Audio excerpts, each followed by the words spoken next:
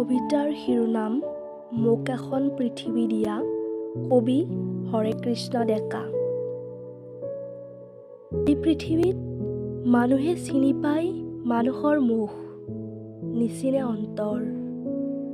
ভাৱৰীয়াৰ হাঁহিৰ খলকনিত কপে ৰংগমঞ্চ, আৰ কাপোৰৰ আঁৰত নাটকৰ ৰজাৰ ভোকৰ জুই, বিথোভেনৰ সমাধিত অৰ্কেষ্ট্ৰাৰ ফুল। এই পৃথিৱীত অভিনেতা বিজয়ী হয়, বাৰে বাৰে পৰাভূতত বিলীন হয় আচল মানুহ। মানুহে চিনে আৱাসগৃহ, কিন্তু নিচিনে ঘৰ। নিলাম বজাৰৰ পৰা কিনি অনা ভগা মনবোৰ সজাই থয় ড্ৰয়িং ৰুমত।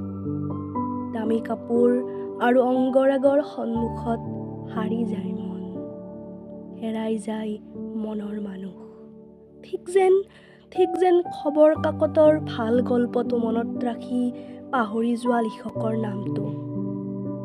টাবত বছৰি ফুলে ঋতুৰ ফুল, নুফুলে মনত। সততাৰ বুকুত মিথ্যাচাৰৰ অপবাদ। কবিতা পঢ়ে, কিন্তু নপঢ়ে কবিৰ হৃদয়খন। হে পৃথিৱী, মোক এখন পৃথিৱী দিয়া, হৃদয়ৰ আচল পৃথিৱী।